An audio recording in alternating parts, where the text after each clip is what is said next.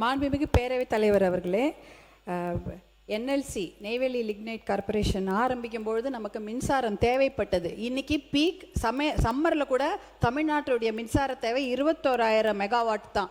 ஆனால் தமிழ்நாட்டுடைய அரசாங்கத்துடைய இப்போ மின்சாரம் தனியார் மற்றும் அரசு துறையில் 36,000 மெகாவாட்டு அதிகமாக இருக்கிறது. மின்மிகை மாநிலமாக ஆகிவிட்டோம். இனிமேல் என்எல்சியோட அதில் பங்கு பார்த்தீங்கன்னா 2,000 மெகாவாட் மட்டும்தான். அப்படி இருக்கும்போது அந்த என்எல்சியே நமக்கு தேவை கிடையாது.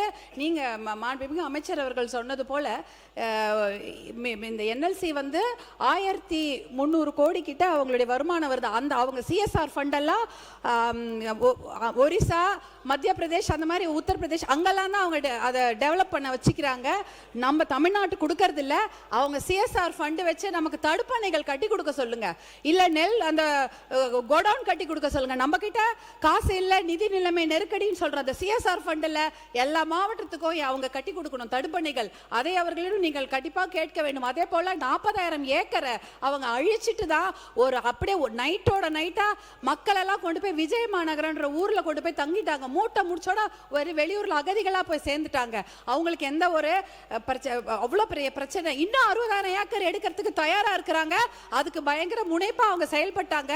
அது சமயம் பாட்டாளி மக்கள் கட்சி தலைவர் மருத்துவர் அன்புமணி அவர்கள் எத்தனையோ பேரோட போய் நெய்வேலி லிக்னைட் கார்பரேஷன் என்எல்சிக்கு போடும் போராட்டத்தை செஞ்சாங்க. அப்ப வஜ்ரா வாகனத்தை கொண்டு வந்து அந்த போராட்டம் அடக்கப்பட்ட முயற்சி நடந்தது. அதெல்லாம் மீறி எல்லா பெரிய போராட்டம் நடந்தது. அதனால இன்னொரு 60,000 ஏக்கர் எடுப்பதற்கு கண்டிப்பாக அதை அனுமதிக்க கூடாது. அதை தமிழக அரசாங்கம் வலியுறுத்த வேண்டும். அதே போல பாத்தீங்கன்னா அந்த தண்ணீர் இளநீர்ல டயாக்சைடு இருக்கு. போதும், நீங்க குறிப்பா சொல்லிட்டீங்க. அது குறிப்பு உணர்ந்து அமைச்சர் பதில் சொல்ல தயாரா இருக்காங்க. கணேசன், மாண்புமிகு பேரவைத் தலைவர் அவர்களே, இங்கே பேசிய நம்முடைய சட்டமன்ற உறுப்பினர்கள் ஏதோ என்எல்சி நிர்வாகம் நிலைமையெடுத்த பொழுது விவசாயிகளுக்கு திராவிட முன்னேற்ற கழக அரசு எதுவும் செய்யவில்லை என்று இங்கே பதில் சொல்ல வேண்டாம். நீங்க முதல் முறையாக உங்களுக்கு ஒரு வாய்ப்பு கொடுக்கணும்னு கொடுத்தேன். உங்களுக்கு இது வரைக்கும் அழைக்கவில்லை, அதனால வாய்ப்பு கொடுத்துருக்க. சுருக்கமா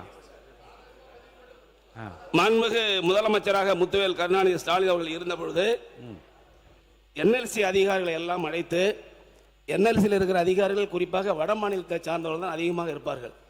வெளியிலே பல்வேறு போராட்டங்கள் நடைபெறுகின்ற பொழுது என்னவென்றே அவர்களுக்கு மொழி சம்பந்தமாக புரியாத காரணத்தினால் வெளியே என்ன போராட்டம் நடக்குதுன்னு கூட அவங்களுக்கு தெரியாது.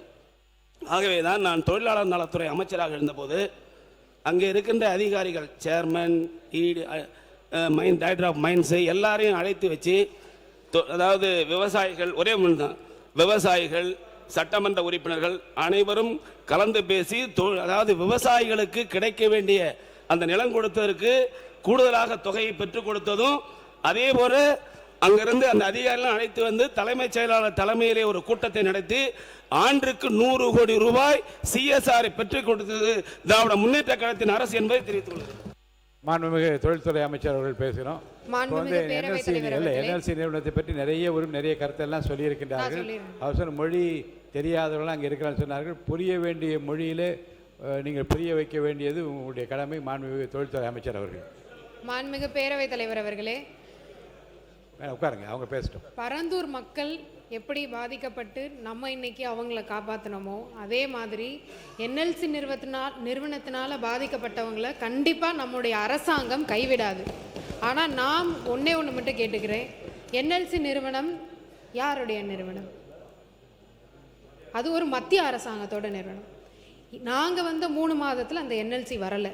இது பல ஆண்டுகளாக இருக்கக்கூடிய நீடிக்கக்கூடிய ஒரு பிரச்சனை. இன்னைக்கு கூட்டணியில் யார் இருக்காங்க? அவங்களுமே அங்கே மேலே பேசி நம்ம தமிழ்நாட்டுக்கான பிரச்சனைகளை சால்வ் பண்ணி தரலாமே. கண்டிப்பாக உயர்மட்ட குழு கேட்டிருக்காங்க. அதற்கான நடவடிக்கை நம்மளுடைய மாண்புமிகு முதலமைச்சர் அங்கிருக்க மக்களை கைவிட மாட்டார்.